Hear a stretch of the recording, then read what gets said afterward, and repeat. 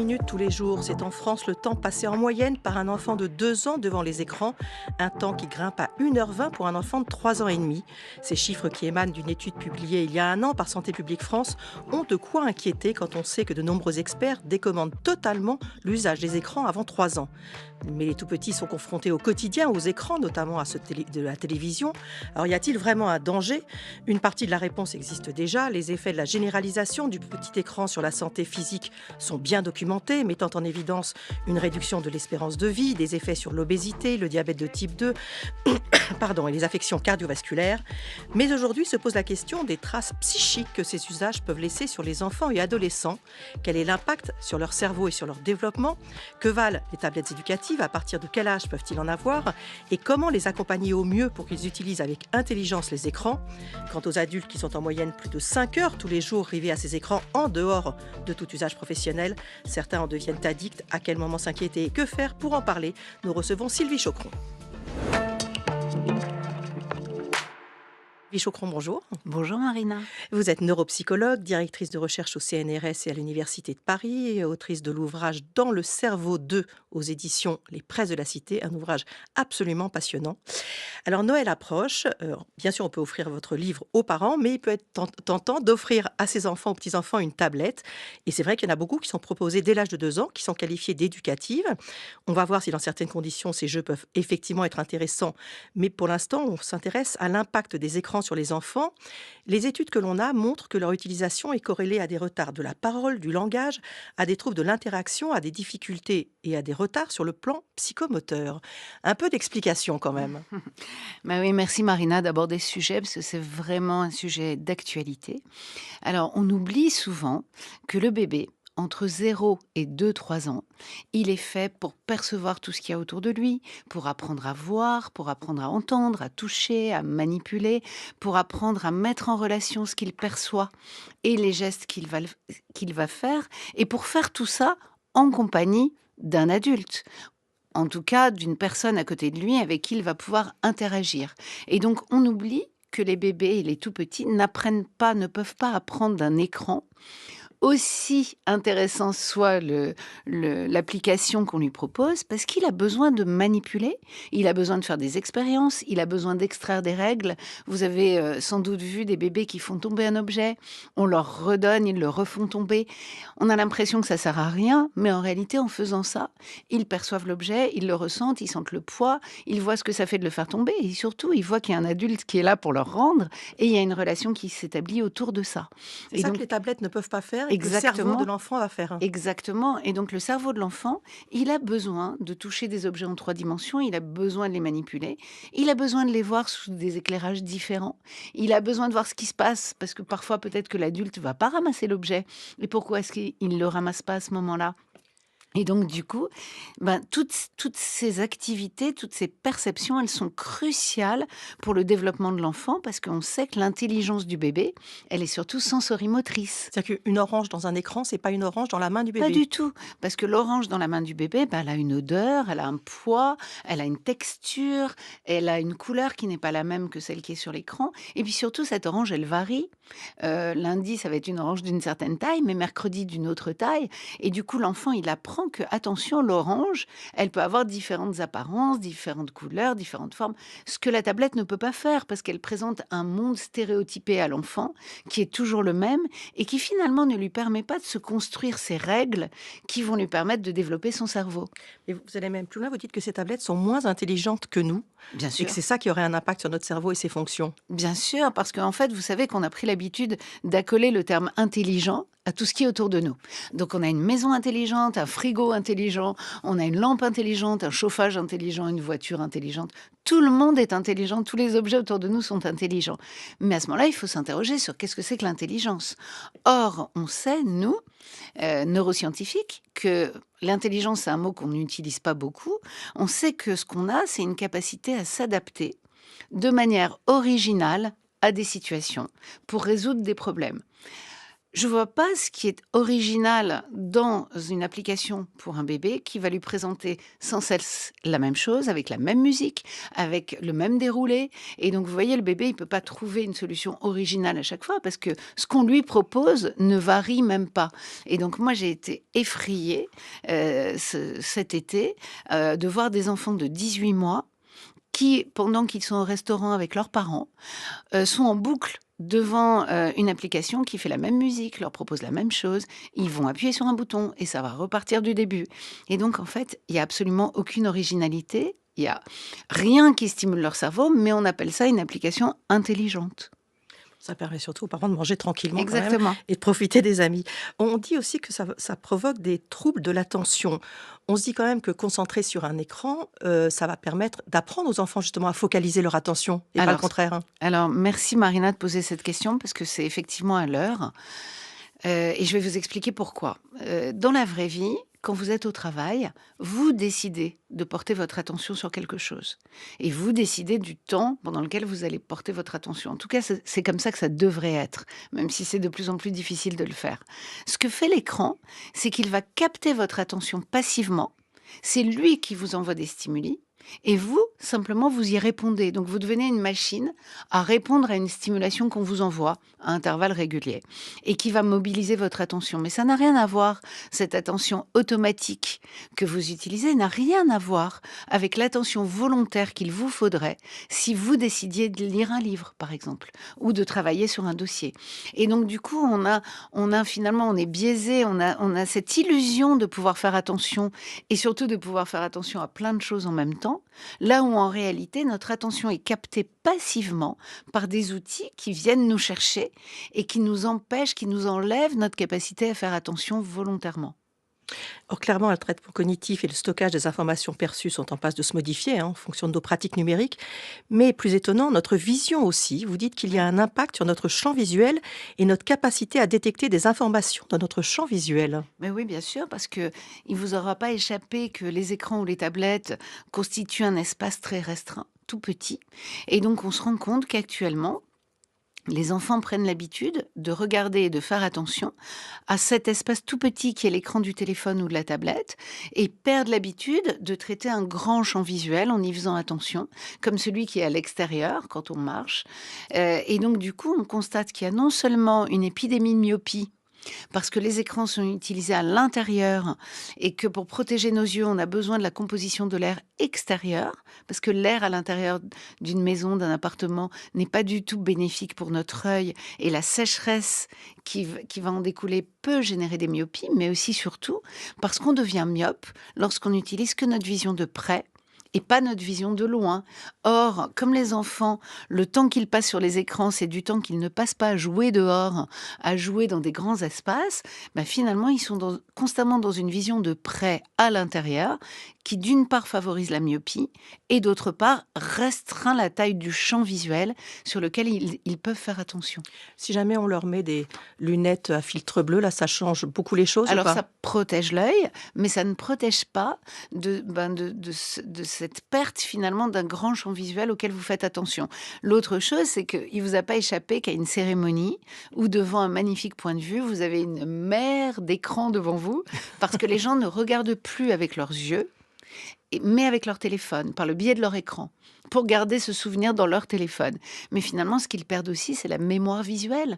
Parce que normalement, quand vous regardez, d'abord, vos yeux font mieux que votre écran. Vous avez dû remarquer que des fois, vous voulez prendre une photo et ça rend bien moins bien que ce que vos yeux voient. Parce que vos yeux sont beaucoup plus efficients que l'écran.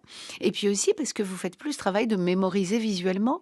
Donc, vous perdez aussi la mémoire visuelle et la mémoire des émotions que vous avez ressenties quand vous avez regardé cette scène. Et c'est même parfois pire quand on voit certaines photos devant la Joconde où les gens ne sont même plus par écran interposé face à la Joconde, mais de Exactement. dos pour se prendre en selfie, donc ils regardent même Exactement, plus donc ils ne la regardent de même face. plus. Alors, on sait que dans les écoles, hein, ces outils numériques sont de plus en plus utilisés. Il y a des maternelles qui poussent l'expérience jusqu'à enseigner la lecture et l'écriture sur support numérique. Et le papier disparaît, hein, au profit des écrans. Vous craignez la disparition de l'écriture manuelle. Pourquoi? Ben oui, alors je ne sais pas si vous vous souvenez, Marina, mais on a à peu près le même âge et quand on était petite et qu'on revenait des grandes vacances l'été, on avait presque perdu l'automatisme d'écrire, il fallait s'y remettre. Aujourd'hui, c'est Il y avait encore quand même les pire. cahiers de vacances, hein. Voilà, vous avez raison. Et on avait des parents sévères. Mais aujourd'hui, c'est encore pire parce que les enfants n'écrivant plus ou moins, finalement, ils perdent quelque chose qui est très important, c'est la mémoire gestuelle. Vous savez, quand vous hésitez, est-ce qu'il y a deux P, deux L, ce qui vous sauve souvent, c'est de tracer le mot en l'air ou sur un papier et vous vous dites, ah bah oui, en l'écrivant, évidemment, il y a deux P ou il y a deux L. Pourquoi? Parce qu'on a une mémoire gestuelle qui passe par l'écriture, qui est très fiable, qui est très solide et qui nous permet d'ancrer justement l'orthographe des mots via la façon dont on les écrit. Et effectivement, si on perd l'écriture manuscrite, on peut décider qu'on veut plus écrire à la main, mais il faut savoir ce que ça implique et on perdra aussi cette forme de mémoire gestuelle. Il y a des pays qui reviennent en arrière, hein. La Suède, qui était pionnière du tout numérique scolaire, opère un virage à 180 degrés. Après avoir constaté une baisse significative du niveau scolaire et un affaiblissement de l'esprit critique chez les élèves, le gouvernement suédois investit massivement dans le retour au manuel papier. Il y a plus de 100 millions d'euros qui vont être déployés sur 3 ans. Il faut s'inspirer de cela. Oui, je pense qu'en fait, il y a eu une espèce d'angoisse qui a finalement justifié qu'on propose du tout numérique en se disant il faut que ces enfants sachent coder, il faut qu'ils sachent utiliser des outils technologiques. Et Ils peut-être vont qu'il être soit égalité socialement aussi, parce que c'est une voilà, plus grande aussi, égalité a priori. exactement. Et sinon, ils vont être complètement en dehors de ce monde numérique. Donc, il y a eu une espèce de peur panique. Et puis en réalité, on n'a pas pensé à ce moment-là que finalement notre cerveau, il avait besoin de manipuler, il avait besoin d'écrire. Il a même besoin de lire des vrais livres et pas uniquement sur des tablettes et des écrans. Pourquoi? Parce que vous savez, quand vous lisez, souvent quand vous lisez un livre, vous vous dites: «Ah oui, ce passage-là, je l'ai lu, c'était sur une page de droite du livre, c'était en haut du livre» et vous avez une espèce de mémoire visuelle. Cette mémoire-là, vous ne l'avez pas sur une tablette, c'est pas possible, ou sur un écran. Et du coup, il y a tout un tas de processus cognitifs que vous n'avez que lorsque vous avez des vrais objets dans la vraie vie. Et finalement, quand on a voulu passer au tout numérique, on a fait abstraction de ça. Et on s'est dit, on va juste suréquiper les enfants d'un point de vue numérique, mais on a oublié qu'on avait besoin des vrais objets de la vraie vie, des objets physiques, pour que notre cerveau fonctionne à son maximum. Alors l'usage des écrans aurait également des conséquences sur notre mémoire, mais à long terme. On va en parler tout de suite. France Culture, carnet de santé. Marina Carrère-Dancos. Carnet de santé consacré aux écrans et à ses effets sur notre santé physique et psychique avec Sylvie Chaucron, neuropsychologue. Je le disais, notre mémoire pourrait également être impactée à long terme par un trop grand usage des écrans. C'est prouvé ça scientifiquement? Alors, non seulement c'est prouvé scientifiquement, mais en plus de ça, cliniquement. Donc moi, je suis chercheur, mais j'ai aussi une activité clinique. Et figurez-vous qu'on n'a jamais vu autant de jeunes, d'enfants, d'adolescents, de jeunes adultes, qui viennent consulter pour un trouble de la mémoire ou un trouble d'apprentissage lié au mésusage des écrans. Il y a 20 ans, les consultations mémoire, finalement, elles étaient très utilisées par des personnes vieillissantes qui avaient peur de perdre la mémoire, qui avaient très très peur d'avoir une maladie type maladie d'Alzheimer. Aujourd'hui, on voit des jeunes adultes arriver et dire qu'ils n'arrivent plus à retenir, qu'ils n'arrivent plus à mémoriser, qu'ils n'arrivent plus à faire attention. Donc oui, ce qui s'est passé, c'est qu'on a pris l'habitude de déléguer notre mémoire à des outils externes. Mais c'est pas mal de libérer un peu de notre mémoire pour pas mettre tous les numéros de téléphone, des choses comme ça. Alors ça, c'est ce qu'on pourrait penser, sauf que, vous savez, finalement, quand on utilise notre mémoire, on apprend aussi à l'utiliser. Vous savez, il y a beaucoup d'enfants qui disent: «Mais pourquoi on me demande d'apprendre une poésie? À quoi ça sert? Je comprends même pas les mots, je connais pas cet auteur, c'est des mots qu'on n'utilise plus aujourd'hui». Certes, ils ont raison, sauf que à quoi ça sert d'apprendre? Ça sert à apprendre à apprendre. Et donc, il y a aujourd'hui quelque chose qu'on appelle la métamémoire ou la métacognition, qui est la connaissance qu'on a de nos propres processus cognitifs. Et donc, si je ne sais pas comment je fais pour apprendre, le jour où je vais devoir retenir quelque chose, je ne pourrai pas utiliser ma mémoire. Et à force de déléguer notre mémoire à notre téléphone ou à notre ordinateur, on a eu l'impression qu'on allait libérer notre mémoire pour des choses plus intéressantes, sauf qu'en fait, on ne sait plus utiliser notre mémoire. Et donc, on perd cette capacité, d'autant que les gens ne le savent pas, mais quand vous vous souvenez de quelque chose, avec votre mémoire, au moment où vous rappelez une information, vous repassez par toutes les étapes qui vous ont conduit à la retenir, cette À information. la stocker quelque part, bien Exactement. rangée. Et donc finalement, à chaque fois qu'on rappelle, on sait aujourd'hui qu'on réapprend C'est prouvé scientifiquement. Et donc finalement, quand vous rappelez quelque chose, vous le réapprenez et vous le stockez encore mieux dans votre mémoire. Mais si vous n'avez plus rien à rappeler, finalement, vous ne faites plus ce travail avec votre mémoire. Il y a un autre effet notable qui est important, notamment chez les enfants et les adolescents, c'est l'effet sur le sommeil. Oui, bien sûr, parce que on sait qu'il y a de plus en plus d'adolescents qui ont du mal à dormir du fait des écrans. Alors pourquoi? D'une part, parce que si vous n'êtes pas protégé de la lumière bleue que les écrans émettent, cette lumière bleue, elle vient interférer avec le métabolisme de la mélatonine, qui est l'hormone du sommeil. Et donc finalement, vous n'avez pas de libération de cette mélatonine au bon moment. Et donc vous n'arrivez pas à vous endormir. Première cause. Deuxième cause, il y a ce que vous faites sur l'écran qui vous tient éveillé. Donc imaginez que vous ayez un magasin qui soit ouvert 24 heures sur 24 chez vous et que vous puissiez tout y faire. Rencontrer des gens, commander à manger, regarder un film, regarder les informations, faire des achats. Imaginez que rien ne s'arrête jamais. Votre cerveau finalement ne comprend pas qu'il doit s'arrêter et que vous devez dormir. Et donc oui, il y a de plus en plus de troubles du sommeil du fait des écrans. Alors il y a l'écran, puis il y a aussi ce qui est montré, le contenu sûr. véhiculé par les écrans n'est pas neutre, notamment à la télévision. Est-ce qu'on sait aujourd'hui si l'exposition à des images violentes est associée chez les jeunes à un risque plus élevé de comportement violent, et quand je dis chez jeunes, également chez les enfants? Alors, en fait, c'est vrai qu'il y a une banalisation de ce qui est vu, mais il ne faut pas s'y tromper. Il y a aussi énormément de stress, d'angoisse, voire même de signes dépressifs chez les jeunes qui sont exposés à des images auxquelles ils ne devraient pas être exposés. On se souvient du 11 septembre, où les images ont tourné en boucle dans les appartements de tout le monde, Et à pratiquement. l'époque, on n'avait que la télé, Ouais.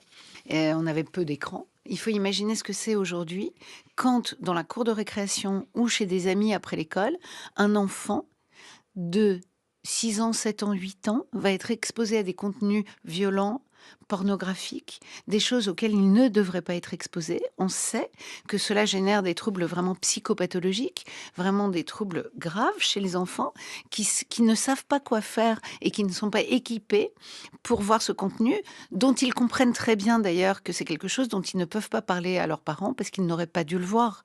Et donc on a maintenant des conséquences psychiques vraiment délétères de tous ces contenus qui ne sont pas adaptés à des enfants de cet âge-là et dont ils ne peuvent pas parler. Alors, il y a des contenus violents, mais en même temps, on peut quand même se dire que grâce à tous ces écrans, on a développé de nouvelles compétences, l'accès à l'information, la curiosité, la connaissance, tout ça, c'est une réalité aussi. Alors, c'est drôle que vous ayez dit dans la même phrase l'accès à l'information et la connaissance, parce que je pense que de plus en plus, on est en train de distinguer les deux.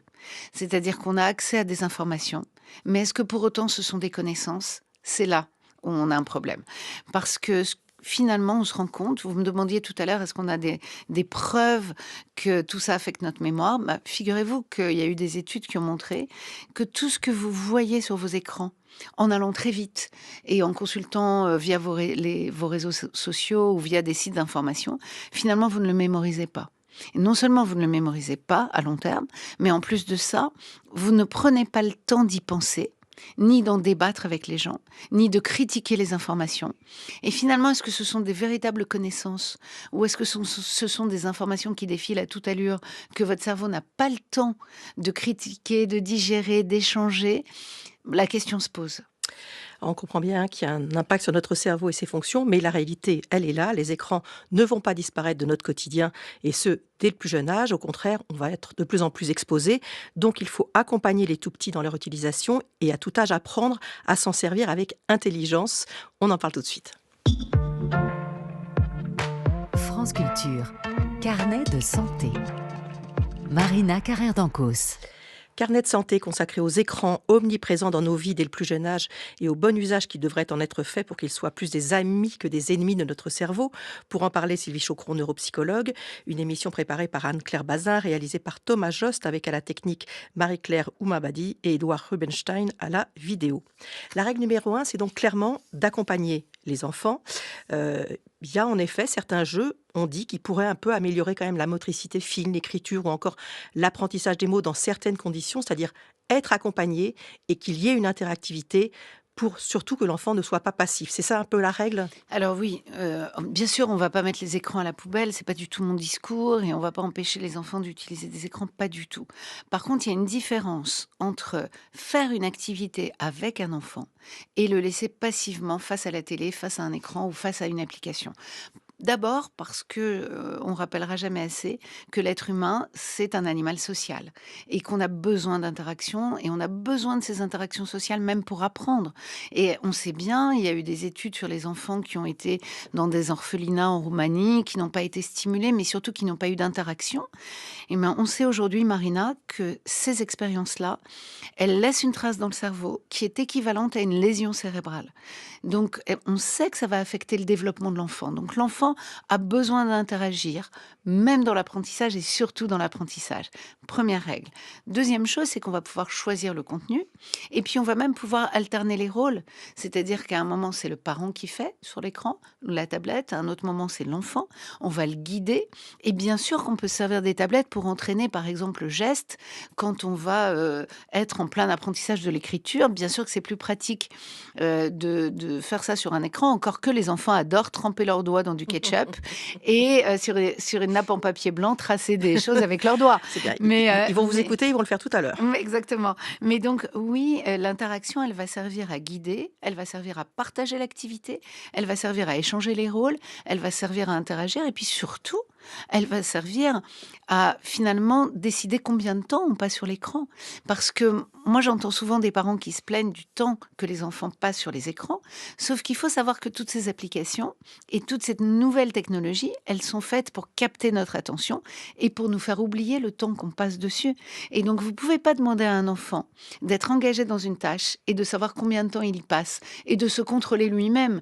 Parce que ce que l'application fait, c'est justement qu'elle l'empêche de contrôler et qu'elle le stimule en continu. Donc, le parent, du coup, s'il est à côté, il est aussi là pour borner le temps d'utilisation de la tablette. Oui, mais pour ça, c'est pas mal aussi qu'il soit pas en permanence sur son téléphone. Ça a valeur d'exemple quand même, les Alors, parents. merci Marina, parce que je voulais qu'on en parle. Aujourd'hui, on s'interroge beaucoup sur le temps d'utilisation par les enfants. Et donc, toutes les études pointent, comme vous l'avez dit en introduction, sur le temps bien trop long que les enfants passent sur les écrans. Mais il ne faut pas oublier que les enfants actuels, dès qu'ils naissent, ils prennent conscience qu'il y a un objet magique que leurs parents ont sans cesse en main, tout le temps. Il faut bien se dire qu'aujourd'hui, il y a un grand nombre de femmes qui allaitent avec leur téléphone, qui calent leur téléphone dans leurs bras quand elles tiennent leur bébé pour pouvoir continuer à être sur les réseaux ou regarder leurs séries. Et donc finalement, qu'est-ce que les bébés font?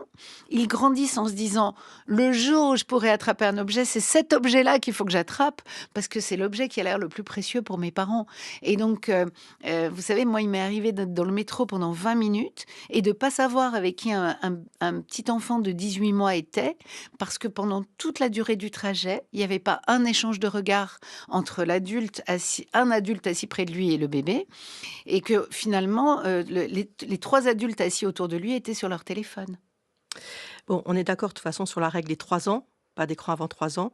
Pas du tout. Au-delà, selon la commission écran qui a rendu son rapport à Emmanuel Macron le 30 avril 2024, l'usage doit être très limité jusqu'à 6 ans, puis modéré et contrôlé. Autre recommandation, pas de téléphone portable avant 11 ans, pas de téléphone portable avec Internet avant 13 ans. Tout ça, ce sont les conclusions de la commission écran. Alors, c'est très bien de dire que les parents doivent surveiller le temps d'écran des enfants pour le limiter. On ne peut pas dire qu'ils soient toujours aidés pour cela. Écoutez Karim qui s'exprime sur France Inter dans le téléphone sonne consacré à la commission écran d'avril 2024. J'ai un enfant qui est au collège, en 6e, à qui on a remis une tablette en arrivant en début d'année, à qui on demande le soir de regarder sur Pronote ses devoirs pour la suite de la semaine, et à qui on demande peut-être aujourd'hui de ne pas devenir addict aux écrans. Or, il l'utilise au collège, il doit l'utiliser le soir en rentrant, et à la fin on me dit il ne doit pas les regarder. Un peu compliqué quand même comme message. Oui, mais Karim, il a tout à fait raison. En fait, tout le monde est complètement ambivalent. Et d'ailleurs, même les pouvoirs publics, parce que évidemment, il y a eu tout ce travail de la commission écran, mais à côté de ça, on sait aussi que voilà, on va recommander l'utilisation des écrans à l'école et qu'on va demander aux enfants d'utiliser les écrans en complément. Il y a qu'à voir ce qui s'est passé pendant le Covid. Pendant le Covid, c'était très bien d'avoir des écrans pour pouvoir avoir sûr. des Zooms et travailler en ligne. Mais en même Et aussi temps, voir tout le sa monde- famille qu'on n'avait pas le droit de voir. Voilà, mais en même temps, tout le monde a explosé son temps d'écran. Donc, on est tous extrêmement ambivalents avec ça. Alors, vous dites qu'il faut quand même régulièrement lâcher son portable, le laisser par moment. Il y a de véritables addictions au téléphone et au réseau, des addictions vraies? Alors, aujourd'hui, il y a un vrai débat dans la communauté scientifique et clinique sur le terme qu'on devrait utiliser. Addiction, dépendance, difficulté à se séparer de son téléphone.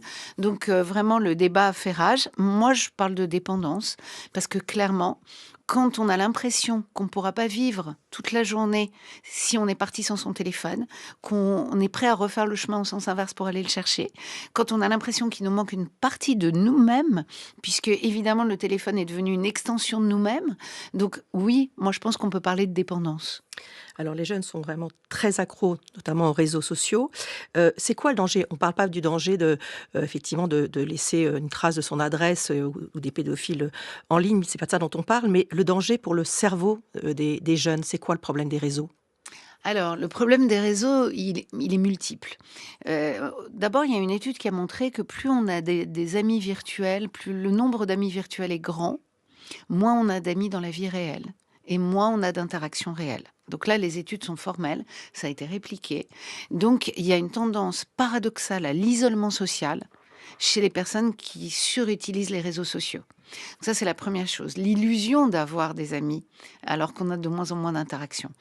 Ensuite, il y a une étude américaine qui a montré que si les jeunes adultes réduisent ne serait-ce que de 10 minutes Facebook, Instagram et Snapchat, on va réduire de manière significative le risque de dépression, d'anxiété, voire même de risque suicidaire chez les adolescents et les jeunes adultes. Donc, il y a clairement un effet de la surutilisation des réseaux sur on va dire l'état psychique et mental des jeunes. Je parle même pas de l'état cognitif, parce que plus vous passez de temps sur les réseaux, moins vous passez de temps à faire d'autres choses. Et je parle même pas de la sédentarité, qui est un problème de santé publique actuellement, non seulement pour des raisons cardiovasculaires, mais aussi pour des raisons cognitives, clairement. Donc oui, la surutilisation des réseaux va avoir un effet, va augmenter le risque de dépression et d'anxiété, en particulier chez les jeunes femmes qui sont exposées finalement à des images qui ont été filtrées, qui ont été trafiquées d'autres jeunes femmes. Et même si elles-mêmes utilisent des filtres, quand elles regardent d'autres jeunes femmes, elles oublient qu'un filtre a été utilisé et elles se comparent. Elles comparent l'image qu'elles ont dans le miroir à des images qui ne sont pas réelles. Et finalement, ça génère des troubles de l'image du corps et des troubles de l'image de soi. Sachez qu'il n'y a jamais eu autant de demandes de chirurgie esthétique chez les adolescentes et les jeunes femmes qu'aujourd'hui.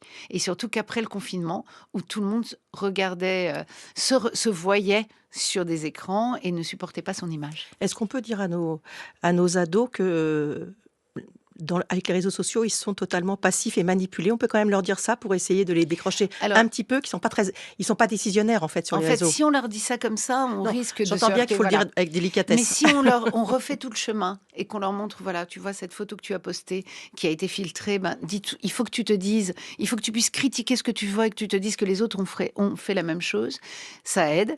Par ailleurs, moi j'ai un conseil à donner à tout le monde, aux enfants, aux ados, aux adultes, c'est de privilégier des activités dans lesquelles on ne peut pas utiliser son téléphone. Et donc, marcher, nager, faire du sport, faire de la cuisine, utiliser ses mains pour faire autre chose et ne pas pouvoir utiliser son téléphone. Tout ça, ça va nous rappeler qu'on a besoin de ces activités pour avoir une forme d'équilibre. J'ai peur que vous soyez débordés par tous les parents qui vont vous amener leurs ados. Merci beaucoup en tout cas, Sylvie. Merci Marina. Pour toutes ces explications. Et je rappelle votre dernier livre absolument passionnant, Dans le cerveau 2, c'est aux presses de la Cité. Dans la prochaine émission, nous parlerons maladies génétiques. À l'occasion du Téléthon, nous allons recevoir le professeur Stanislas Lyonnais, généticien, au quotidien auprès des enfants malades et de leurs proches. Il nous parlera d'eux et il fera le point sur les avancées de la recherche.